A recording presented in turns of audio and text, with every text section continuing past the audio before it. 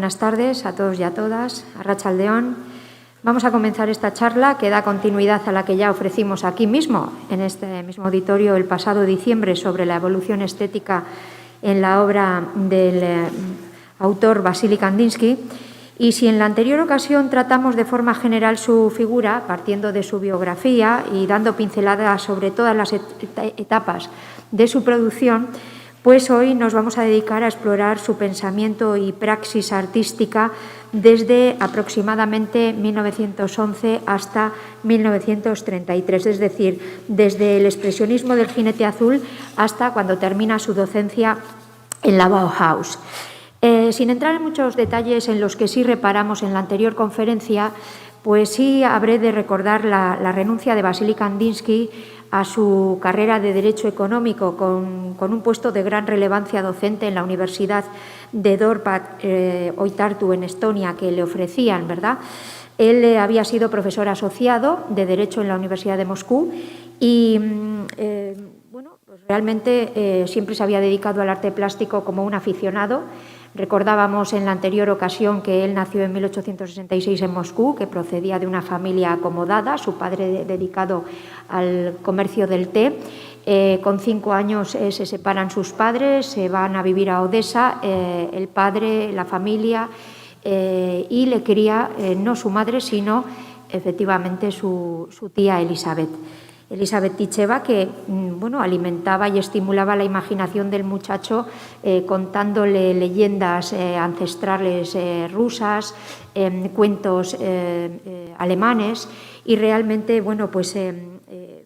cuando llega adulto elige por intentar contentar a su progenitor, pues una carrera que le reparara, una comodidad y una estabilidad dineraria.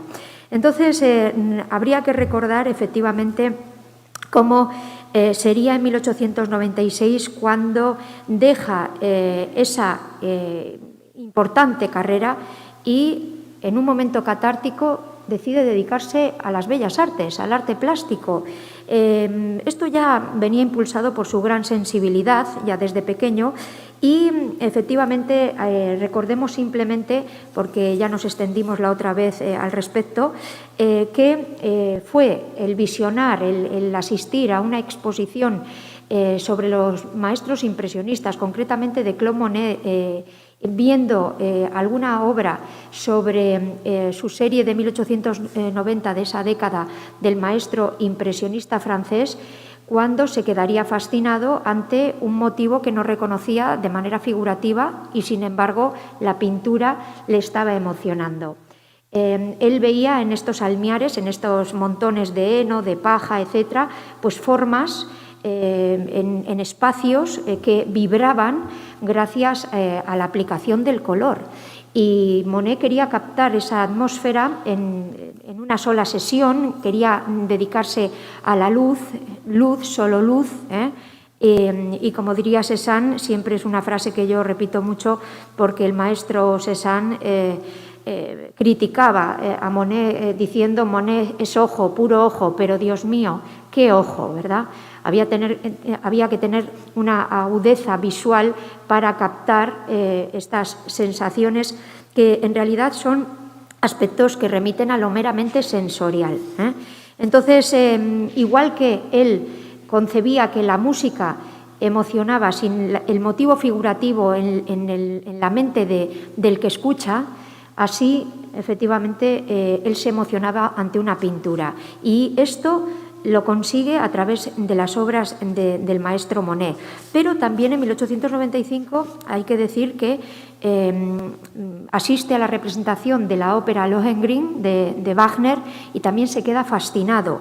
Entonces, tenemos que hablar de una experiencia que le hace marcharse a finales del siglo XIX directamente a Múnich, ¿verdad?, que es una de las capitales efervescentes europeas de creatividad.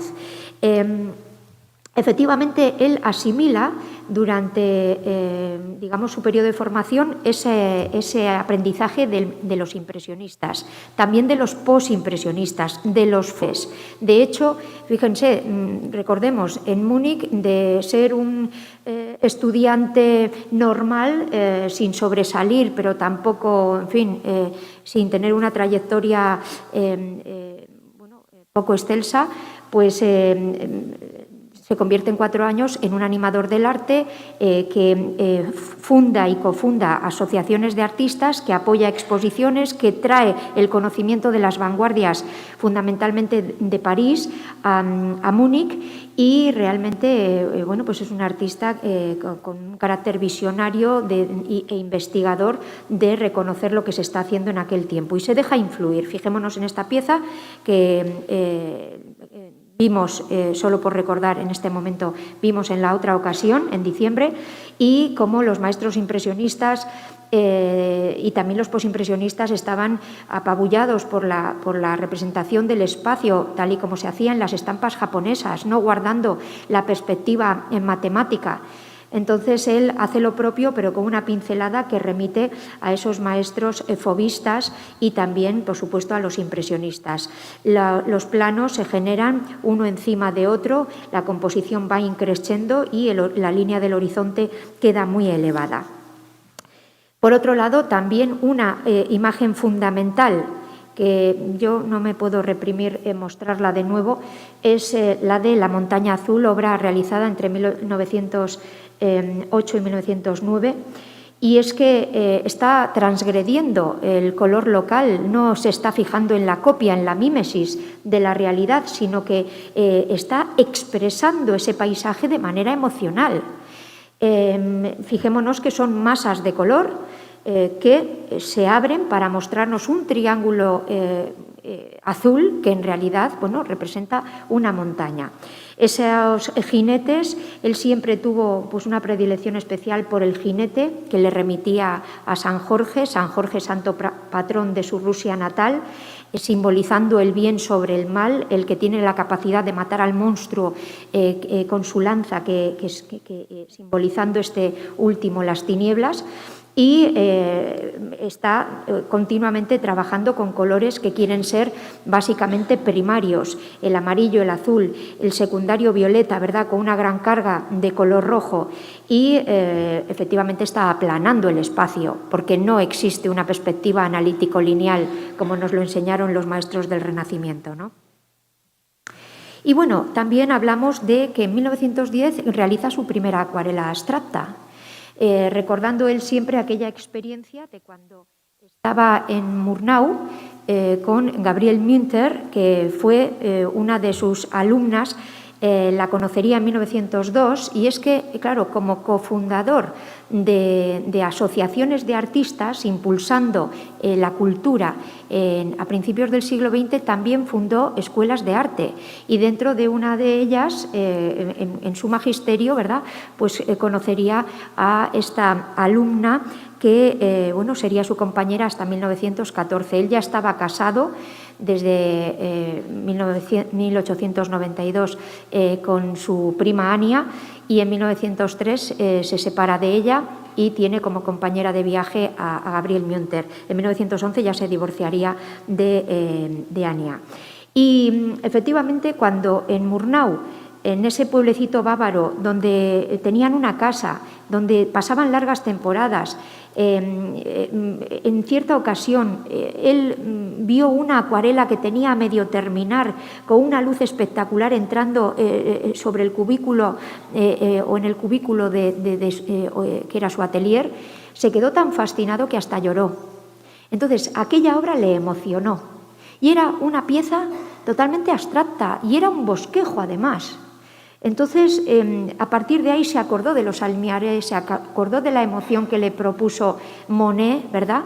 Y realmente, bueno, pues va a proseguir esta estela de hacer vibrar el alma del espectador a partir de la expresión del interior del artista, la necesidad de expresión interna que él tiene.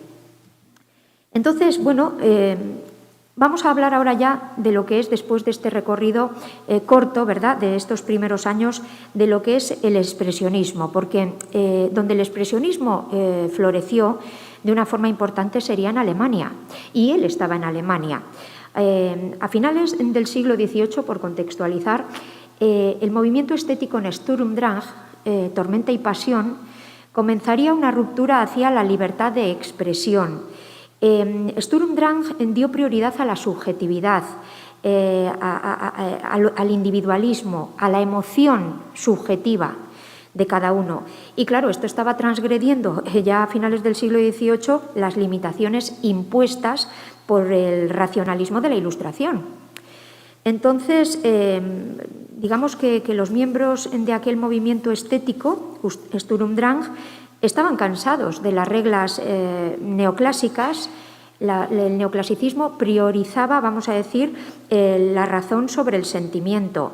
Y ellos querían lo contrario. Entonces, priorizando el sentimiento sobre la razón, fueron incluso precursores del movimiento romántico.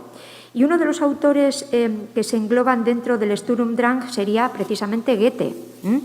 Entonces, el mundo artístico alemán, como les digo, por contextualizar, estaría fragmentado pues en los albores del siglo XX por la circunstancia del federalismo alemán. Entonces, la vida cultural se daba en cada una de las ciudades de forma un tanto diferente. Cada una, podríamos decir, que iba por su lado, aunque estableciendo conexiones con la época. Y Múnich, desde finales del XIX, sería una de las ciudades de más efervescencia creativa. También, lo serían Berlín, lo sería Dresde, Colonia, Hannover.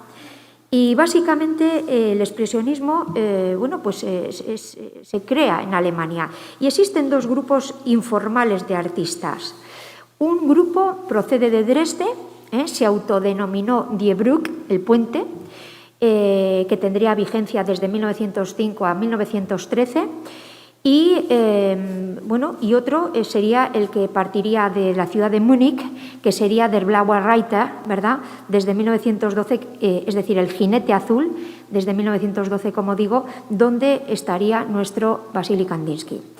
Kandinsky, recuerden que había llegado en 1896 de Moscú a Múnich y que se introdujo en el ámbito de las bellas artes casi con 30 años, de una forma muy tardía. Y si en un principio se dejaría influenciar por el Jugendstil, el modernismo alemán, digamos, poco a poco el primitivismo ruso, también el bávaro, el conocimiento de los Fauves y todo el impresionismo que hemos comentado antes, pues le harían dejar ese naturalismo anterior. Y entonces quería llegar a esa pintura pura, donde la necesidad interior tenía que aflorar y hacer vibrar así la emoción y el alma del espectador, y para ello, ya en 1910, pues se dedica a la abstracción.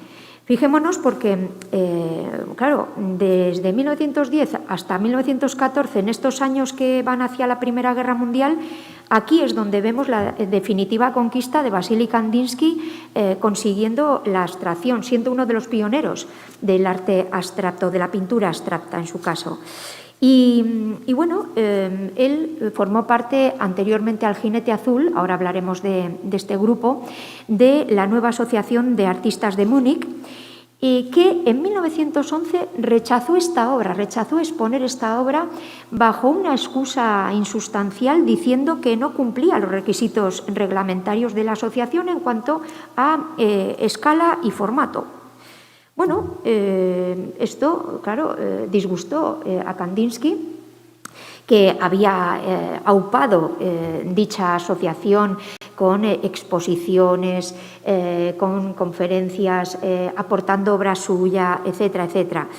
Y Kandinsky empieza a estrechar lazos con Franz Marc y con el músico Arnold Schoenberg, dos piezas fundamentales en la gestión del Jinete Azul.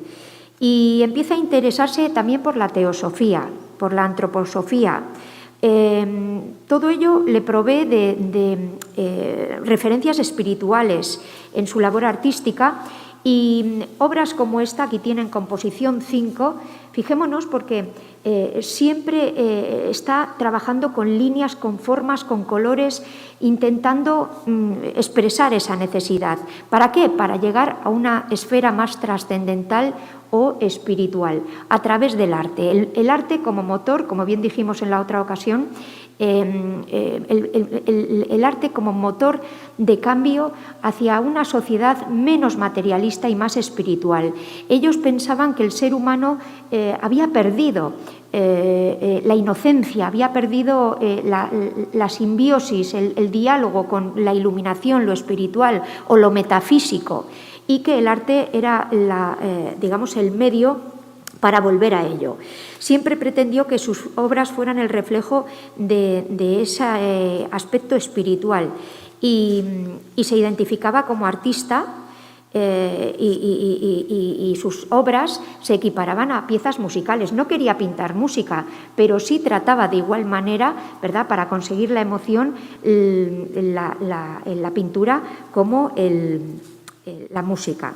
Entonces, bueno, vemos estas obras que son abstractas, donde hay un fuerte ritmo, donde hay líneas gruesas negras que danzan por encima de planos sucesivos que se agolponan de alguna forma en el plano del cuadro, creando espacios diferentes, y todo un ritmo sinuoso, a veces quebrado, ¿verdad?, con acordes blancos, azulados, de repente el amarillo, que es el color más luminoso del espectro, irrumpe, y todo para conseguir, a través de mecanismos que contrastan, armonía.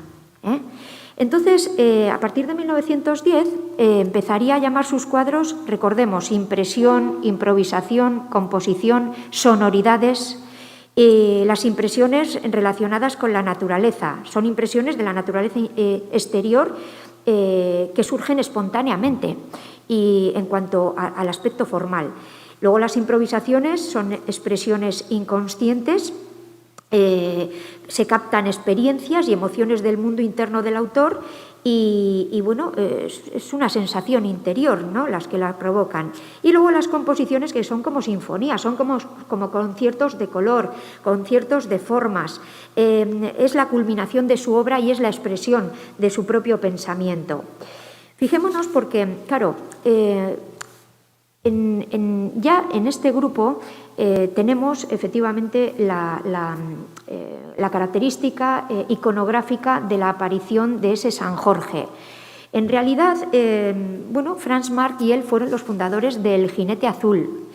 Querían, digamos, como grupo, establecer relaciones con la vanguardia parisina o de otros lugares de Europa, pero llevarla, bueno, a Alemania, conocerla, auparla, animarla, y así, bueno, pues desde Robert Delaunay, obras de diferentes autores, pues van a aparecer en sus exposiciones. Ya digo, el Jinete Azul en principio fueron estos dos miembros, Kandinsky y Franz Marc, y lo que querían era proporcionar una visión sobre la vanguardia, es decir, sobre las nuevas tendencias del arte contemporáneo. Querían contribuir a la creación de un nuevo arte para renovar al ser humano, como les digo. Y bueno, pues también querían asentarse y referenciarse en fuentes de inspiración de carácter elemental. Dice Kandinsky, o decía Kandinsky, que no les costó prácticamente nada escoger, vamos a decir, el nombre, el Jinete Azul. Se lo inventaron entre los dos, entre Vasily Kandinsky y Franz Marc, mientras se tomaban un café. A los dos les encantaba el color azul, que les remitía simbólicamente al aspecto espiritual o trascendental y a la pureza del alma. Y a Marc, bueno, mientras que a Kandinsky le gustaban mucho los jinetes, a Marc los caballos. Y bueno, pues efectivamente aquí tenemos esa, vamos a decir, portada del almanaque que les anunciaba. Fíjense, ese San Jorge que veíamos anteriormente, y digo San Jorge como una forma de situar a esa figura sobre el caballo. Ese jinete que es el santo patrón de Rusia y que el artista piensa que es una especie de encarnación de San Jorge, es decir, es un chamán, es un guía de la humanidad. El ser humano, dentro del mundo materialista, se ha dado a perder y el artista es el que tiene la capacidad de, a través de su experiencia artística, motivar al ser humano y emocionarle para evitar ese materialismo. Entonces, el héroe del espíritu es el artista, y es el que pone fin a esa decadencia civilizatoria de esos momentos. Entonces, el jinete azul parte de esas intenciones. Aquí tienen esta obra, la pintura con borde blanco, porque se ha abstraído tanto que nos parece abstracta, pero todavía hay pistas visuales que nos hablan de ese San Jorge en el que tanto se apoyaría, ¿verdad?, en su imaginario el propio Kandinsky. De hecho, ahí tienen esa lanza en el centro de la composición que de manera oblicua parece querer armarse en contra de esa forma de la izquierda informe que simbolizaría o representaría evocativamente al leviatán, al monstruo, a las tinieblas, al dragón, efectivamente, que aparece en todas las iconografías, subordinándose ya al héroe, ¿no?, que en este caso sería el San Jorge. Y también escribieron un libro, tanto Kandinsky junto con Franz Marc, dando a conocer su declaración de principios y dando voz a los artistas que formaban parte de una nueva era y que despertaban los oídos de los legos en la materia. Y también les voy a decir, todas estas obras que les estoy mostrando, ahora les voy a hablar de algo de la producción en estos años de Franz Marc también, claro, ahora les tenemos considerados a estos autores y estas obras como iconos prácticamente, ¿no?, de estos movimientos de principios del siglo XX que supondrían grandes rupturas y un pensamiento diferente dentro del mundo del arte en general. Pero de aquellas era un grupo muy reducido de galeristas, coleccionistas, muy pocos directores de museos, muy pocos críticos los que avalaban esto.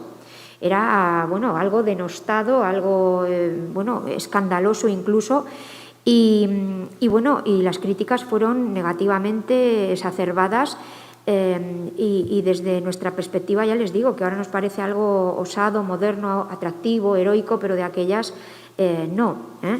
Y ni el planteamiento ni las obras hechas por estos artistas de alguna forma interesaban, porque era demasiado chocante, demasiado moderno, una abstracción pura prácticamente. En 1910 ya había llegado a ello Kandinsky y esto no se entendía. Tuvieron que pasar muchos años para efectivamente ya normalizar en nuestro imaginario esta forma de hacer. Seguimos en 1913, siempre esa sinfonía de color, esas formas bulbosas, y hay que pensar en la experimentación con el color y con las formas. Kandinsky estudió el color en todos sus efectos, tanto psicológicos como espirituales. Después en la Bauhaus también sobre la física y la teoría sobre la psicología del color. El color que le venía de la influencia de Matisse, al que admiraba. De hecho, llegó a decir en cierta ocasión que era el mejor artista de toda Francia en ese momento. Y desarrolló una teoría de la forma basada después en la geometría junto con el color en la Bauhaus, más adelante. El amarillo para él era, fíjense, es el color más luminoso del espectro, pues para él psicológicamente desasosegaba a la gente, a las personas, intranquilizaba. Era expansivo, era inquieto, saltaba de alguna forma, provocaba destellos, salta en el cuadro. Cuidado con las superficies, ¿verdad?, si son más grandes o más pequeñas, porque puede dominar a todos los demás. Mientras que el azul estabilizaba, nos coloca sobre la tierra, efectivamente nos equilibra. Y respecto a la forma, pues el triángulo es un elemento de acción agresivo con sus vértices, con sus fuerzas, mientras que el círculo es la forma perfecta, es la forma que no tiene ni principio ni final, es la forma completa, sugiere el reino espiritual. Entonces, representa el cuadrado y si encima es azul, la paz, la calma, la estabilidad. Así iba entendiendo él, digamos, estos recursos propios de la pintura. Pero claro, hay que pensar que Vasily Kandinsky era sinestésico, era una persona sinestésica. Ya salió en la otra conferencia la palabra sinestesia, ¿verdad? La sinestesia, que es una palabra que viene del griego y que significa mezclar sentidos, mezclar sensaciones. Este es un fenómeno involuntario, es un fenómeno que no lo podemos provocar automáticamente. Si no somos seres sinestésicos, no lo somos. La sinestesia es es un rasgo en realidad, neuropsicológico. Afecta, se dice que del 2 al 5% aproximadamente de la población. Y es estable en el tiempo, esa mezcla de sensaciones. Es algo perceptivo, es algo emocional. ¿Qué significa esto? Que si estimulamos un sentido, esto ya lo vuelvo a recordar, se produce un efecto en otro de los sentidos, con lo cual conseguimos una mezcla de sensaciones. Y mucho se está estudiando y provocando además el poder conocer, porque el hablar de la sinestesia requiere el conocimiento de cómo funciona el cerebro. Entonces, incluso ahora en las últimas teorías nos están diciendo que hay más mujeres sinestésicas que hombres, que los artistas, los músicos, los creadores en general, entre ellos hay más sinestésicos que entre los que no se dedican a estos oficios. Hay diferentes formas de sinestesia. Por ejemplo, tenemos la conexión grafema-color. Grafema se refiere a letras y números. Y música-color, que son las formas más corrientes, grafema-color, música-color, de sinestesia. Pero luego también hay otras asociaciones del tipo tacto-emoción, sabor-sonido, sonido-olor. Entonces, cuando estimulamos, insisto, una ventana perceptiva da lugar a una experiencia polisensorial, participando varios sentidos. Y cada persona tiene un código sinestésico. Hay más de 80 tipos de sinestesias. El de Kandinsky era auditivo visual, o lo que se llama cromestesia. O sea, percibía colores cuando escuchaba sonidos es decir, cuando veía colores sentía la música. Y realmente, es una experiencia, que no todo el mundo puede gozar de ella, como vemos, porque nos viene dada, como de forma natural, que parece que, se genera en nuestros primeros años de vida. Fíjense, Einstein, Franz Liszt, el músico, cuando dirigía una orquesta, decía al grupo de violinistas, no tan rosa, por favor, no tan rosa, un poquito de más azul. Y claro, ellos no entendían nada porque no eran sinestésicos, pero él sí lo era. Marilyn Monroe era sinestésica, Steve Wonder, Lady Gaga, e incluso David Hockney, dentro de los artistas que ya conocemos, Vincent van Gogh, el mismo Paul Klee, amigo efectivamente y compañero del propio Kandinsky. Entonces, ya vemos que la sinestesia estaba a la orden del día y él percibía los colores y escuchaba a la vez los sonidos. Así que el concierto cromático, la sinfonía de acordes, todo el ritmo que vemos en el color, él también paralelamente lo tenía como sonido. Es muy interesante todo esto y fíjense, un año antes, en 1912, los colores son más atemperados, menos saturados. Fíjense cómo hay podemos vislumbrar un poquito la figuración aún. Recuerden esta improvisación 28 de 1912, donde el tema del Apocalipsis, el San Jorge en ocasiones, San Juan y su Evangelio, ¿verdad?, apocalíptico, está ahí. En la parte izquierda la barca, barca, la barca que va hacia el naufragio, a la deriva, otra vez esa especie de leviatán, ¿verdad? Esa forma informe en la parte inferior izquierda de la composición, el caos, la catástrofe en la parte izquierda, en la parte derecha, dos grandes velámenes, o velas incluso. En el primer término enmarcan dos amantes en la parte inferior y la montaña con unas pequeñas arquitecturas, ¿verdad? Entonces, son composiciones donde la forma, la línea, el color, todo fluye en torno a algo que es una amalgama sinuosa, donde el sentido del ritmo y el dinamismo están muy presentes. En cuanto a Franz Marc, les voy a poner algunos ejemplos porque Franz Marc, desgraciadamente, murió en los primeros años de la Primera Guerra Mundial. Franz Marc, atendiendo al movimiento que se difundió por Alemania durante los primeros años del siglo XX, que promulgaba una vuelta a la naturaleza, pues pintaría muchos cuadros donde estarían presentes los animales. Y esta es una de sus obras más emblemáticas, llamada La vaca amarilla, de 1911. Según este movimiento, hasta en muchos lugares, sobre todo rurales, se crearían colectivos de artistas y colectivos varios que abogaban por volver a la tierra, a establecer una armonía entre el ser humano y la naturaleza, y todo ello para recobrar esa sociedad que tenía que ser más saludable, porque estimaban que se había caído en ese materialismo puro y duro, ¿no? Entonces, Franz Marc tenía esa visión panteísta de la naturaleza y creía en la redención espiritual a través de ella como fuente de inspiración.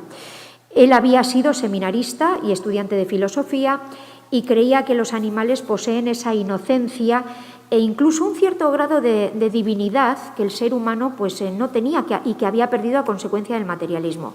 Entonces, a través de esta iconografía de animales, expresa sus ideales del tipo espiritual, desarrollando pues, una teoría sobre el aspecto simbólico de los colores que coincidía en bastantes cosas, con la concepción que tenía Kandinsky al respecto. Ambos querían evocar lo metafísico, eso ya lo hemos dicho, a través de combinaciones y contrastes de color. Y, bueno, en el jinete azul, qué mejor que expresar la emoción y el estado de ánimo. Aquí en esta vaca amarilla, como les pongo como ejemplo, esas asociaciones de los colores con ideas. Para él el amarillo era el color que identifica lo femenino, la sensualidad. La vaca es amarilla. También se refiere a lo amable, lo alegre. Además está alegre, o por lo menos esa sensación da con ese movimiento.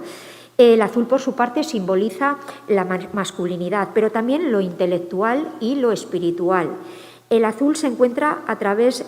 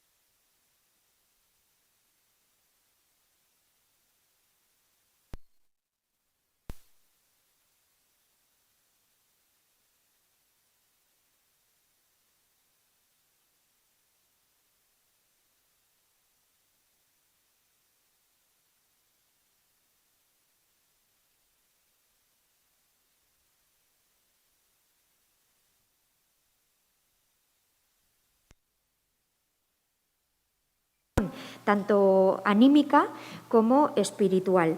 Y esta transformación de las cosas o de los motivos que se traduce a través del fenómeno cristalino que estamos observando, pues simboliza la purificación utópica del mundo.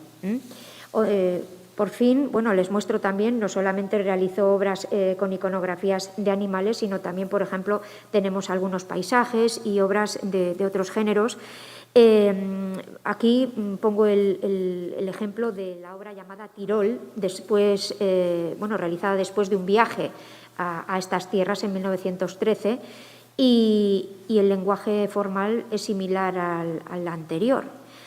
Aparecen visos figurativos, fijémonos bien porque hay arquitecturas en la parte inferior del cuadro, un árbol se asoma desde la parte derecha inferior y parece atravesar oblicuamente, articulando nuestra mirada hacia la parte superior y acogiendo esas arquitecturas inferiores, y aparece incluso la Virgen María. ¿La vemos? Efectivamente, sí. Sobre una media luna, además, refiriéndose al Apocalipsis de San Juan. María es la protectora del Tirol, es signo de fe, victoriosa, es el triunfo de lo espiritual sobre lo material. Es que, claro, la idea del sacrificio es una idea como elemento purificador que Franz Marc tenía constantemente muy presente, pero él y muchos intelectuales de su tiempo. Aquí se interpreta bajo un prisma cristiano, aunque no siempre es así, y de forma general y de un modo similar a Kandinsky, pues creía que habría de producirse una catarsis, no solo en el ámbito artístico, sino en la vida en general, y que solo después podría aparecer el nuevo reino espiritual. Franz Marc era muy nacionalista, se presentó voluntario a la guerra, moriría en la misma al poco tiempo, y estaba convencido del potencial regenerativo de la guerra, así como también de la bondad de la naturaleza.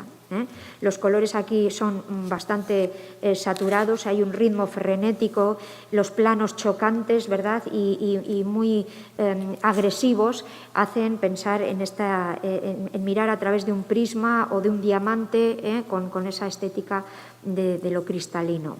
Bueno, en el caso de Robert Delaunay, efectivamente, pues Robert Delaunay viene de París aprendiendo la teoría del color, aprendiendo el cubismo y realizando un orfismo que se basa en unos colores mucho más,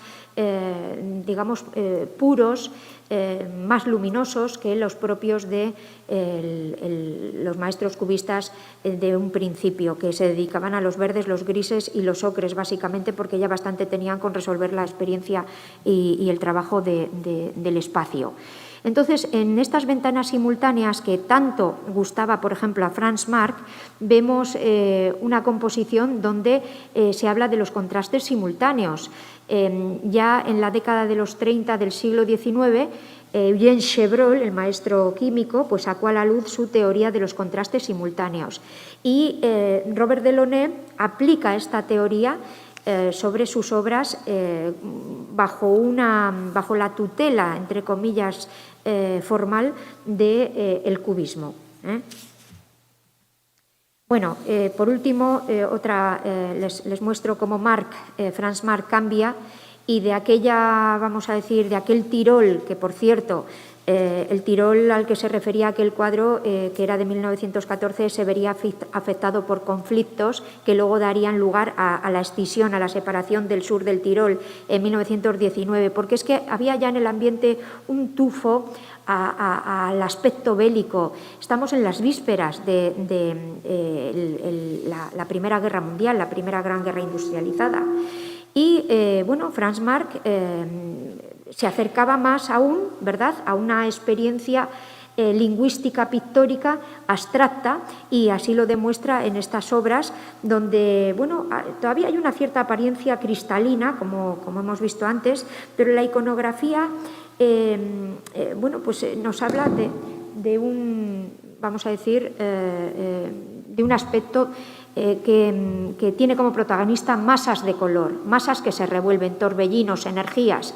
dinamismo, el arrebato a través de la abstracción. Esta obra, que se titula precisamente Formas luchando, es la pieza que nos remite a esa forma roja de la parte izquierda de la composición, que es agresiva, que empuja hacia la derecha, que se quiere, digamos, sobreponer hacia esa forma oscura, azulada, para revolucionarse obteniendo nuevas fuerzas.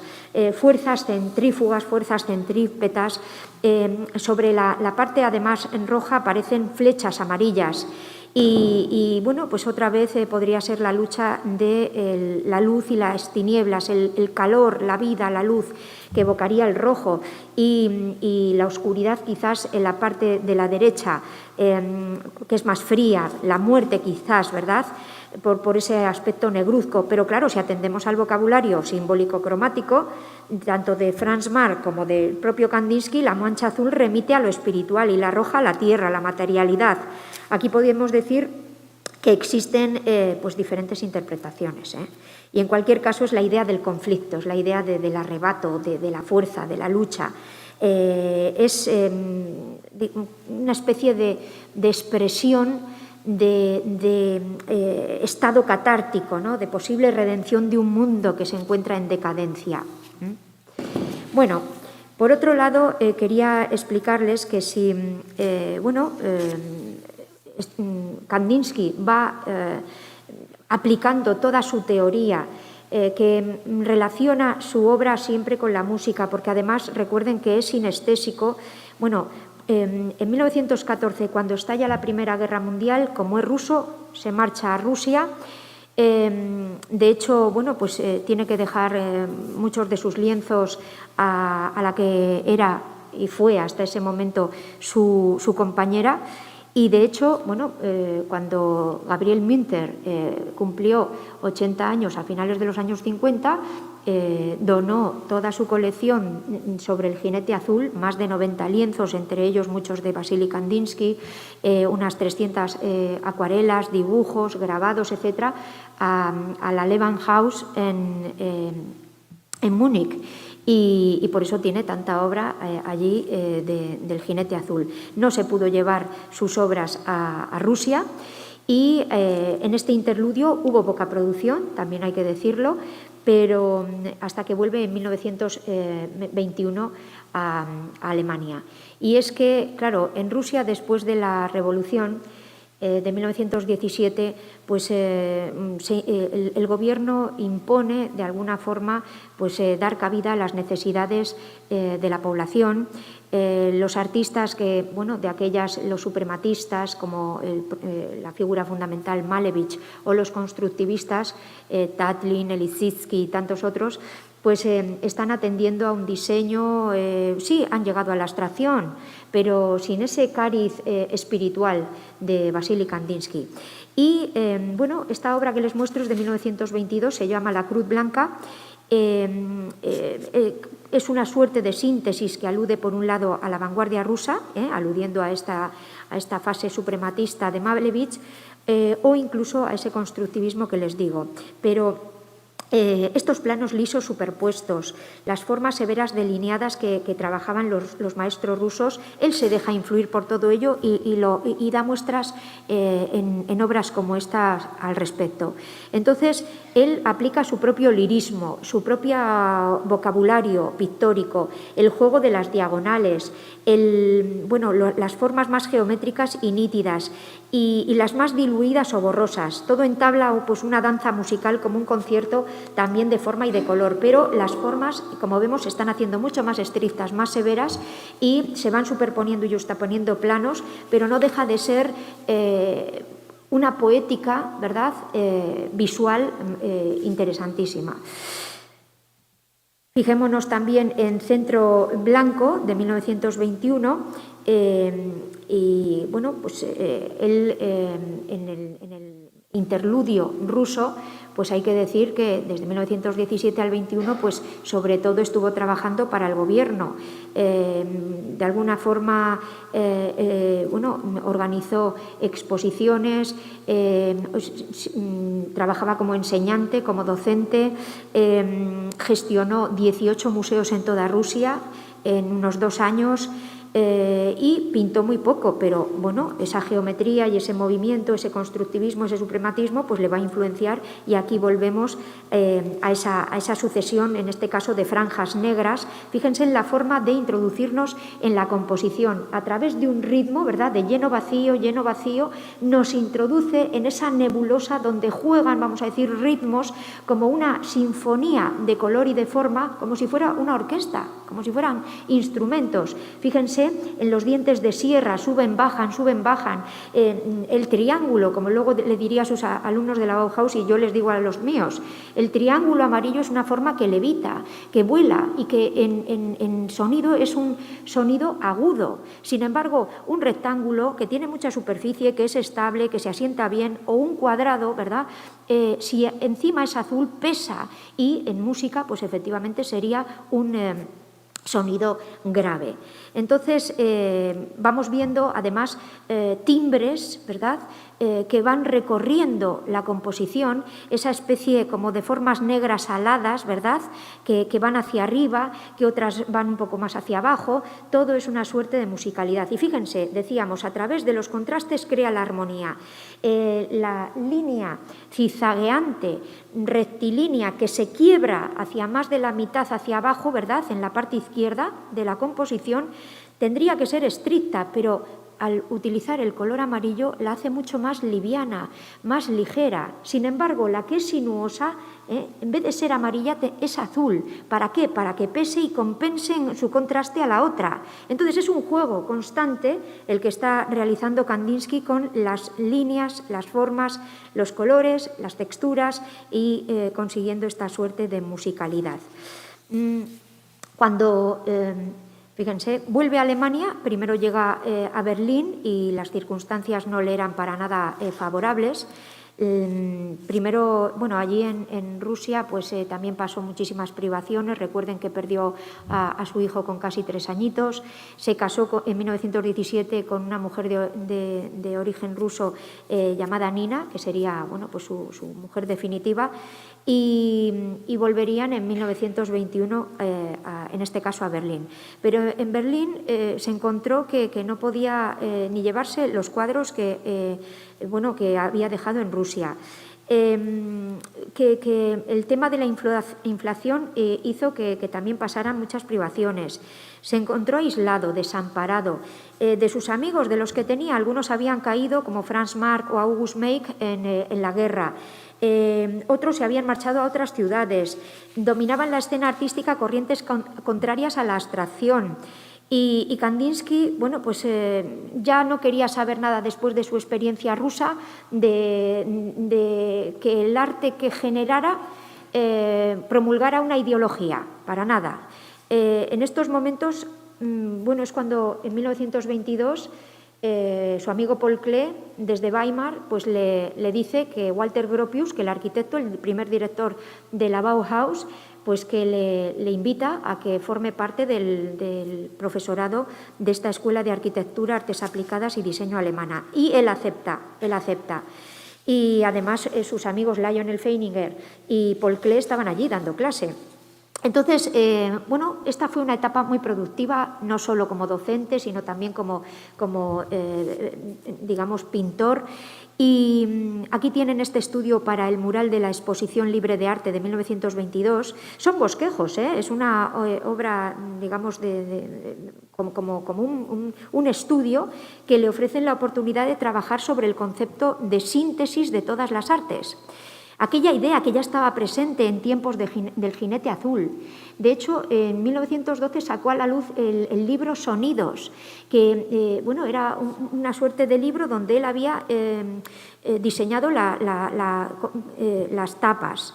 la tipografía, había escrito las poesías, había realizado los grabados, lo había hecho todo. Una obra de arte total, integral. En esto estaba de acuerdo Arnold Schoenberg, ¿verdad?, su gran amigo, y también que expuso con ellos en el Jinete Azul, y bueno, el gran admirador de él era por su música dodecafónica, que descubriría en un concierto de 1911. Entonces, volvemos a ver la música que está presente. Y Gropius quería unar pues las artes libres y aplicadas en un trabajo de calidad común que uniría al artista y al artesano. Por eso es que había mucho taller en la Bauhaus. Se querían hacer creaciones donde se uniese la escultura, la pintura, la arquitectura, ¿verdad? Y entonces llamó pues a los artistas más modernos y destacados pues a través de Paul Klee, y llamaría a Kandinsky. Entonces, él entró como profesor de pintura mural, estaba preocupadísimo porque no había hecho un mural en su vida, y se lo contó a Klee, y dijo Klee que no pasaba nada, y efectivamente no pasó nada, porque bueno, dio clases de ello, y luego también dio clases sobre la forma, y luego la psicología de la forma.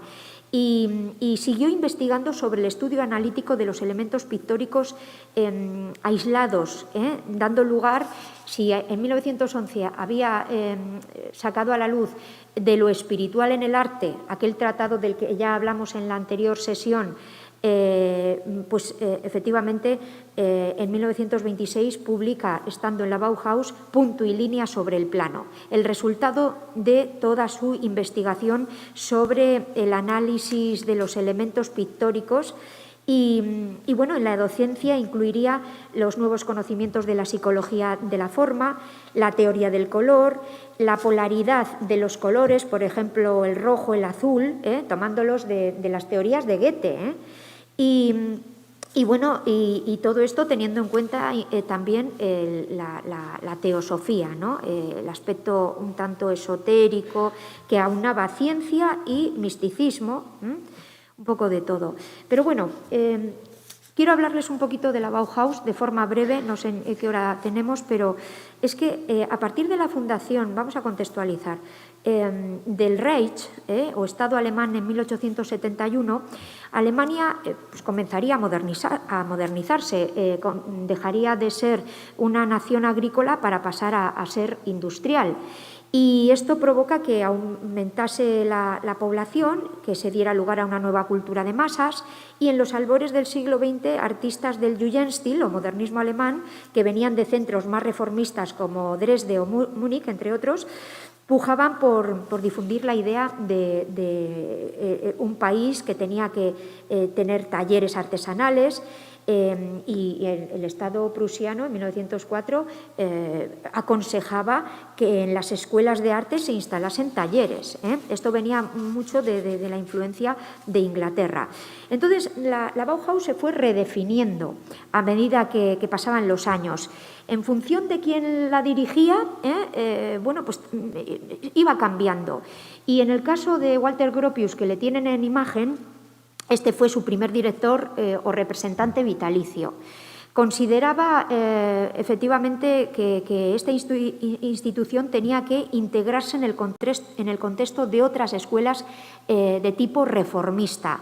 Y bajo su dirección, la Bauhaus sería una escuela de artes y oficios reformada. Para Gropius, los talleres eran el centro de la formación. Ya ven, este era un proyecto pues, vinculado a la historia intelectual y cultural alemana de finales del XIX y bueno, de alguna manera las mentes más radicales estaban pidiendo bueno, pues algo así, ¿no? Dentro de, eso sí, esa era guillermina, ¿no? Tan a veces férrea. Y bueno, en 1907 se fundó uno de los foros más importantes, el Deutscher Verbund, conformado por artistas, arquitectos y empresarios que querían buscar un equilibrio, fíjense qué compendio, entre lo económico, lo artístico y lo moral, como para intentar reconciliar el capitalismo y la cultura.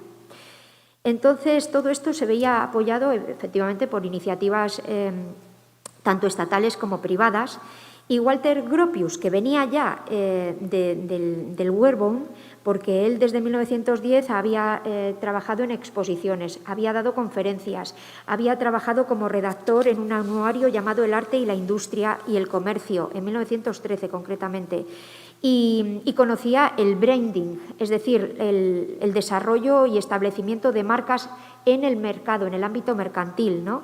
Entonces, el diseño gráfico, los elementos visuales, todo esto lo dominaba y entendía mucho vamos a decir, cómo transmitir estos conceptos al alumnado.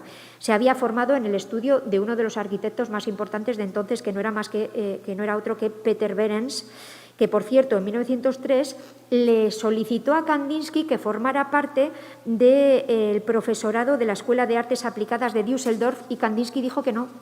O sea que fíjense que todo queda en casa, entre comillas. Y Gropius siempre quiso dejar el historicismo, las bases históricas, como se enseñaban hasta la fecha, sustituyéndolas por esa conjunción de arte y técnica. Entonces, fíjense, esta es una concepción, la de la Bauhaus, donde el arquitecto quiere que esa enseñanza sea expansiva.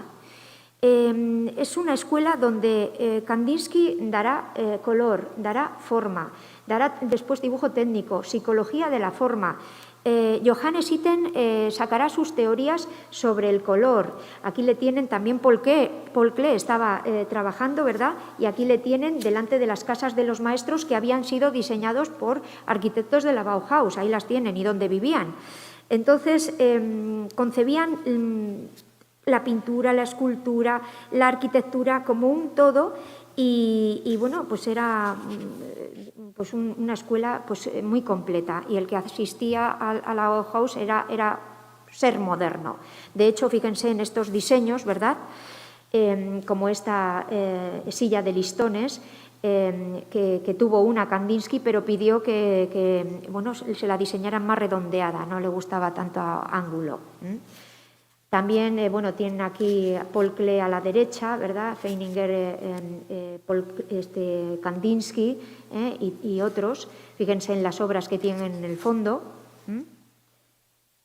Y Gropius, al volver de la guerra, pues se encontró con un Berlín destruido, la nación estaba sumida en el caos, estaba desintegrado y se había perdido la fe en el Estado, y entonces, había que recuperar los valores de la nación y tenía una gran capacidad de iniciativa e hizo surgir la Bauhaus. Cuando Gropius tiene esta idea en mente, solo existía en la Escuela Superior de Artes, que requería de un departamento de arquitectura, y entonces Gropius es cuando asumió la iniciativa de unir las dos escuelas, como era la Escuela Alemana de Artes y Oficios en Weimar y esta de la Escuela Superior de Artes. Y entonces surge la Bauhaus. En la Bauhaus, nuestro Kandinsky trabaja igualmente con esas formas, sintetizándolas. La teoría del color la aplica, sacraliza, no obstante, a pesar de tanto racionalismo, entre comillas, sacraliza a través de sus teorías sobre lo espiritual esos círculos, esas formas geométricas. Fíjense que tiene como una especie de aura, de halo, ¿verdad? Se santifica. Aparecen evocatoriamente los movimientos, es como un eclipse, se tocan, parecen que al tocarse salen fuera, otros entran dentro. Fíjense que qué movimiento y qué danza encontramos aquí. Todo esto conforma efectos psicológicos y, por tanto, espirituales. Es esa inmersión, ¿verdad?, que le interesaba,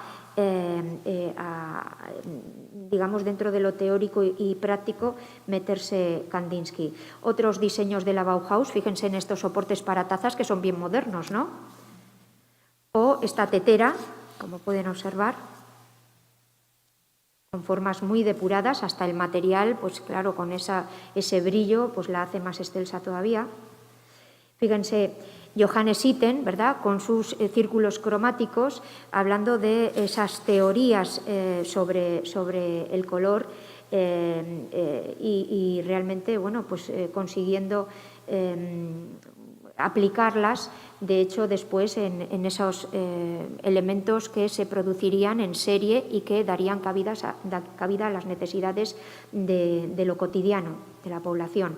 También superficies y colores, asociaciones entre ellas, efectos psicológicos, etc.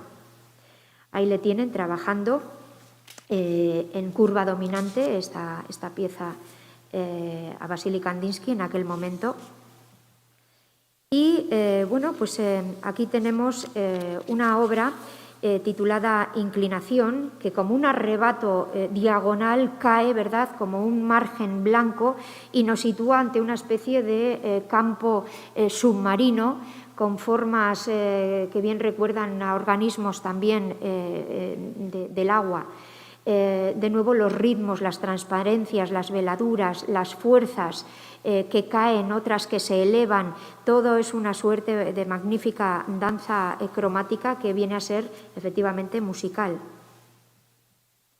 También tenemos este óleo titulado Tres sonidos, o sea, es tan significativo y tan elocuente el título.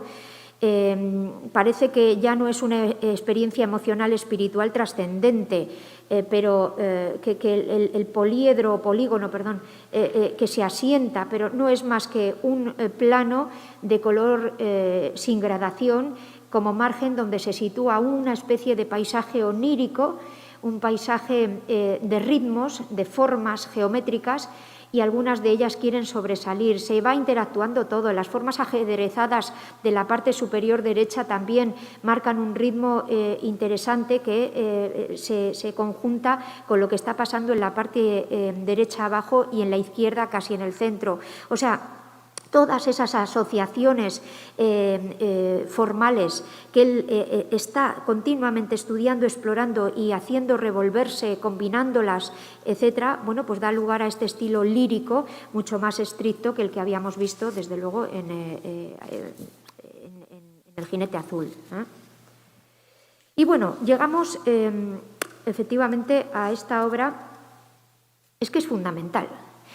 Y más aún cuando recuerden ustedes que hasta el día 23 de mayo tienen la oportunidad de ver 62 lienzos pinturas, porque algunas son diferentes técnicas sobre cartón y sobre otros soportes en el Museo Guggenheim Bilbao. Quiero hablarles un poquito de la historia de esta obra, que simplemente la esbocé en la conferencia anterior, y es que hay que pensar en por qué una institución como es el Guggenheim de Nueva York tiene unos 150 Kandinskys en su haber. Y esto forma parte del aspecto fundacional de esa institución.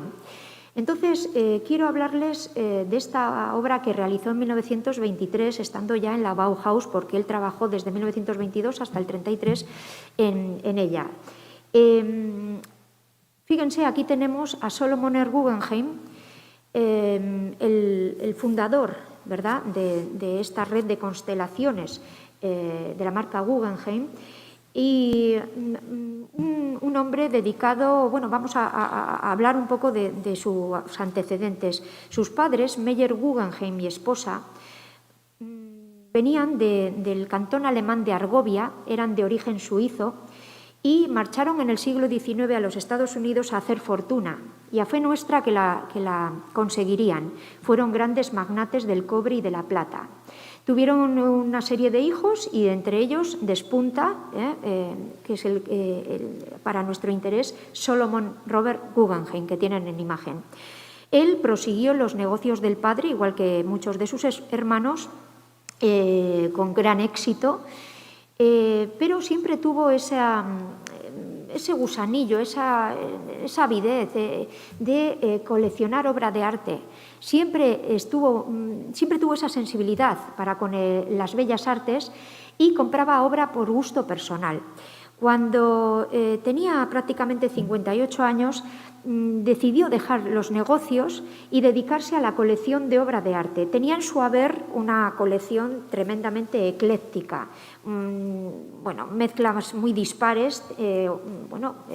Poseía obras de los viejos flamencos del siglo XVII, tenía grabados de Audubon, tenía obras de los paisajistas estadounidenses del siglo XIX, una mezcolanza terrible. Hasta que conoce a Hilary Bay, que es una artista, retratista sobre todo, una baronesa prusiana, que es contratada en 1927 por la esposa de Guggenheim, Irene Rothschild, para que le haga un retrato de su esposo. Y ella pinta este retrato de Solomon Guggenheim. Entonces, ella pues le pone,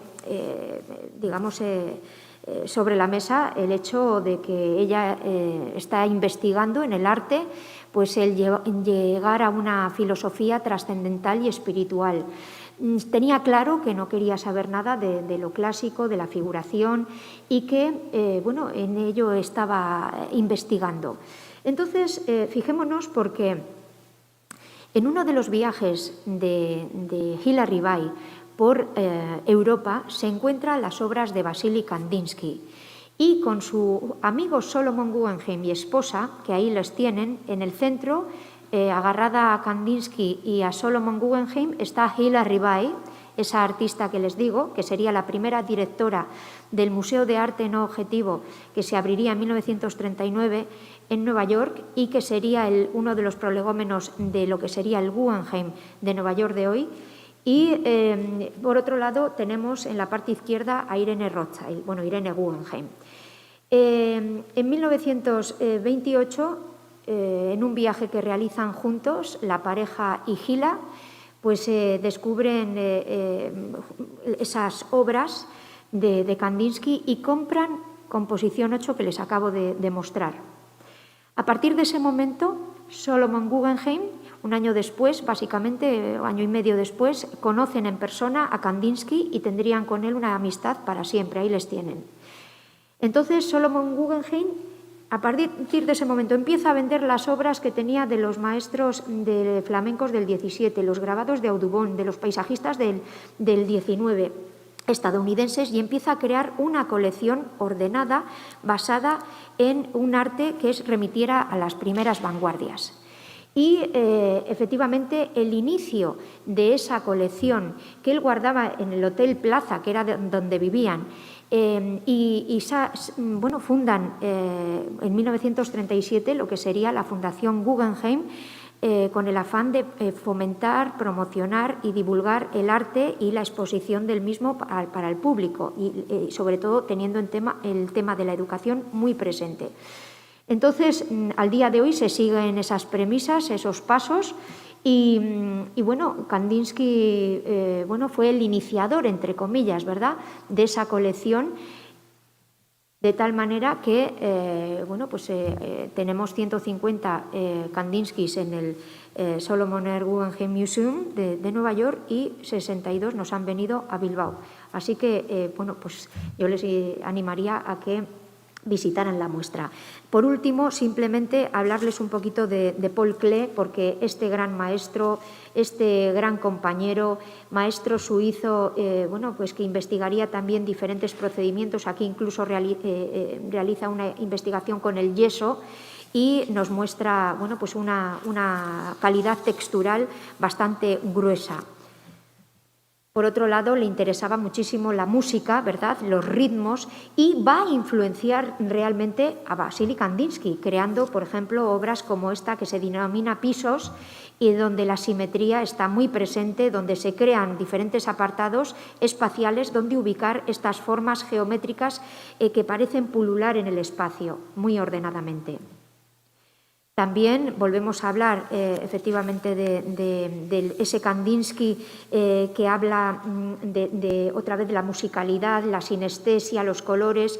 En este caso sí les voy a decir que utilizaba mucho el fondo oscuro para hacer emerger de él pues, esa linealidad blanca, ese trabajo con el contraste del azul y del amarillo. Y que, bueno, la decadencia de la Bauhaus bueno, pues se da ya en los primeros años de 30, cuando dentro del espectro político la Bauhaus se suponía o se da por sentado de izquierdas, ¿verdad? Entonces el Tercer Reich la denostaría descalificándola como culturalmente bolchevique, judía, internacionalista. Y claro, el Tercer Reich ensalzaría pues, valores de patria, clasicismo, pueblo, raza. La Bauhaus no iba con ello. La Bauhaus era mucho más expansiva, mucho más global, más de izquierdas. Y la Bauhaus, a nivel de arquitectura y tecnología aplicada a lo industrial, estaba a la orden del día, pero finalmente las presiones de los nazis se empecinaron y la hicieron cerrar. Y nuestro Kandinsky pues, se marcharía a Francia. Y los últimos 10 años de vida, desde el 33 hasta al 44, bueno, 11, pues los pasaría efectivamente en una zona cercana de París, en Neuilly-sur-Seine. Es muy importante decir que en su última etapa, bueno, estamos hablando de que pasa por una Segunda Guerra Mundial, la carestía del producto de Bellas Artes está a la orden del día porque no hay materiales de Bellas Artes y bueno, sus formatos incluso se empiezan a reducir, estas obras aún no son demasiado reducidas en tamaño y cuando llega a París pues le recibirá Duchamp, Marcel Duchamp. Luego también entra en contacto con Robert y Sonia Delaunay, con Joan Miró, con Man Ray, con André Breton, que le quería leccionar para el grupo surrealista, pero no quiso involucrarse dentro, o sea, sí tenía relaciones, pero no quería formar parte de ningún grupo así ortodoxo. Y bueno, ya en la Bauhaus empezó a coleccionar imágenes celulares, embriológicas, científicas, imágenes que después influirían en estas obras de sus últimos 11 años. Como vemos, son formas que parecen tener energía, que pululan, que son visiones microscópicas, que es la vitalidad, es la vida, quizás en un deseo, ¿no?, de que se acabara la Segunda Guerra Mundial, que no vio finalizada, él murió en el 44 y bueno, pues efectivamente las formas se sintetizan, los fondos son mucho más a veces escuetos, como pueden observar, pero el ritmo sigue estando ahí.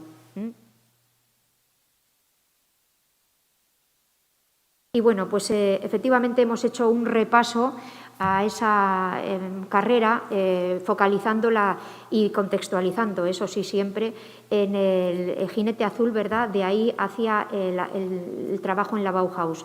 Un gran tratadista, un gran investigador, un gran científico, un gran trabajador incansable y sobre todo con esa necesidad de expresar su mundo interior tocando la tecla del alma del observador, intentando cambiar la sociedad a través del arte para llegar a un aspecto más espiritual o trascendental.